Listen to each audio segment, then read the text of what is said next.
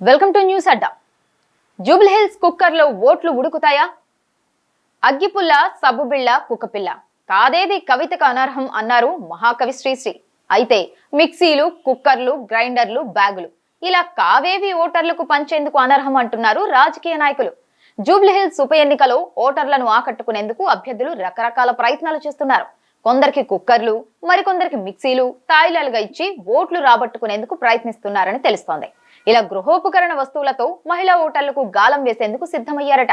ఇందుకోసం షాపుల నుంచి దాదాపు 50,000 మిక్సీలు, కుక్కర్లు కొంటున్నారని సమాచారం. పోలింగ్ కి ముందే పంపిణీ చేసేందుకు వారంతా ఏర్పాట్లు చేసుకుంటున్నారని తెలుస్తోంది. గోడ గడియారాలు, పిల్లలకు స్కూల్ లంచ్ బ్యాగులు గట్రా గిఫ్ట్లుగా ఇచ్చి పిల్లలను బుట్టలు వేస్తున్నారట. ఇక పురుషులకు డబ్బు, మద్యం బాటిళ్లు, బిర్యానీ ఉండనే ఉన్నాయి. ఇలా మొత్తం ఫ్యామిలీని ఆకట్టుకునేందుకు అభ్యర్థులు తహతహలాడుతున్నారట.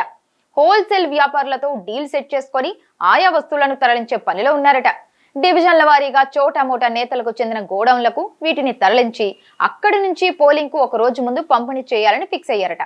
ఓవైపు తమ పార్టీ ఇమేజ్, వ్యక్తిగత ఇమేజ్ ను నమ్ముకుంటూనే ఇలా ఓటర్లను ప్రలోభ పెట్టేందుకు కూడా సిద్ధమయ్యారట.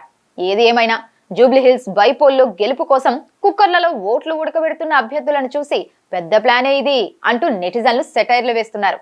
మరి ఈ కుక్కర్ లిక్కర్ పాలిటిక్స్ అభ్యర్థులను గెలిపిస్తాయా లేదా అన్నది వేచి చూడాలి.